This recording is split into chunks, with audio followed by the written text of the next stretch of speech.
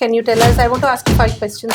Do you offer it to all patients with all types of adenomyosis? Post-surgery, what are usually the precautions we ask the patient to follow? The adaptation is limited because you need extremely good surgical adhesiolysis to do microwave ablation. When done correctly, it is the safest technique to ablate. And one last question. Patients want to know what are the possible complications of this technique.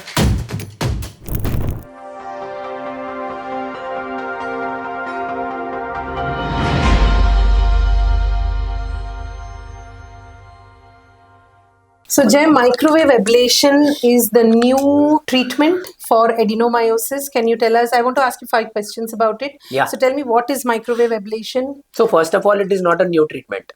This is a treatment which we have been practicing in the endometrium for maybe 25 years.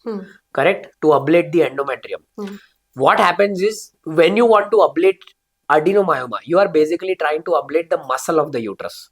That is a very tough part to do. It is a technically challenging thing. Because it is technically challenging, the adaptation is limited because you need extremely good surgical adhesiolysis to do microwave ablation. Right? When done correctly, it is the safest technique to ablate. It is the best technique to preserve the fertility and the fallopian tube anatomy, because when you ablate, slowly the anatomy gets back to normal. Patient gets that window to conceive naturally. And that is the most important thing with this technique of microwave ablation for adenomyosis. Okay. And do you offer it to all patients with all types of adenomyosis, or is it only for a type of patient? No. It really depends. See, there are many patients whom we do a primary microwave ablation. There are many patients in whom we do adenomyomectomy plus ablation. There are many patients where we do only adenomyomectomy. Right? So it depends on something called as the mapping of adenomyosis. You are working in a place where all facilities are available, where you can do as many ultrasounds in your OPD, in your OT. So you are able to do a mapping wherever you go. Otherwise, when you have a primary facility, we want to do a beautiful mapping before. We want to look at the distance of the endometrium from the walls of the uterus in all the different angles, so that we can plan ablation and adenomyomectomy accordingly. Remember, the entire technique is based on the fact that we want to preserve the endometrium and we want to preserve the fallopian tube anatomy.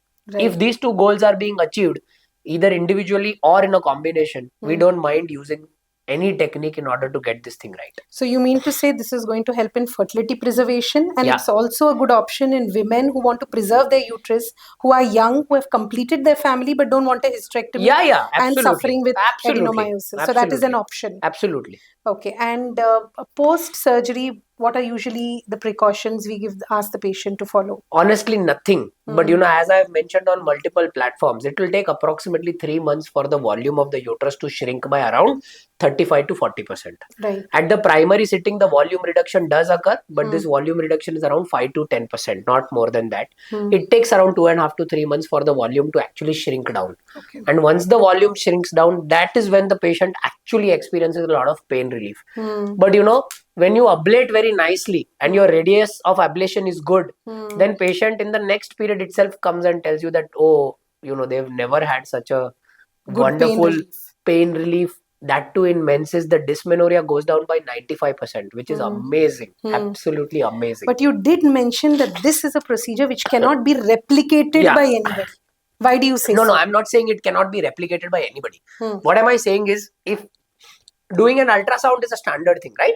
If you teach me how to do the ultrasound, go here, do this, a lot of people will be able to copy you. They may not be able to give your type of microscopic interpretation. In ablation, what happens is, your ablation radius, your ablation intensity, and your ablation time, all the three things have to be absolutely perfect. Only then the ablation is correct. Right. If you do only anything half-heartedly, there will be only 10% volume reduction in 3 months, and patient is going to come back to you with pain. Which is why I said it takes a lot of technical understanding of the subject to do this procedure correctly. Which is why I said that if somebody tries to copy me doing it, they will see my videos. They are available on Facebook, YouTube, wherever. Whatever they try to copy, it will be difficult because you don't exactly know in which case I am using what it's like. See, today we did cases. One case I used 60, second case I used 80. So that difference will only come from experience and of course understanding of the tissue. Okay. And one last question. Patients want to know what are the possible complications of this technique.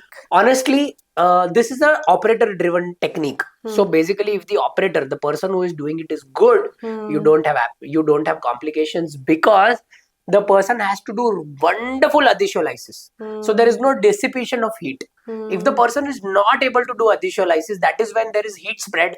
You can have problems in the ureter, bowel. But if the operator is good, we have never had them. Yeah. Because you're so thorough in your adhesiolysis. Yeah, because our adhesiolysis is good. The basis for doing microwave ablation and ethanol sclerotherapy, both the things, is excellent adhesiolysis.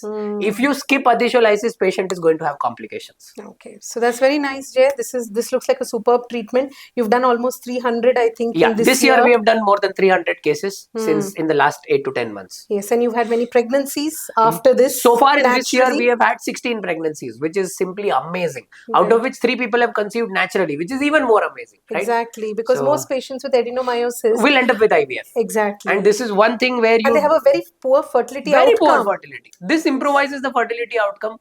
I'm so happy that these people have conceived naturally, because that is the best thing for this disease. And this is a good option for these young women who don't want to get a hysterectomy done and who want pain relief. I think this is a fantastic option. It's a fantastic option. No doubt in that. Super, Jay. I hope this can help many more women suffering with this condition. Thank you.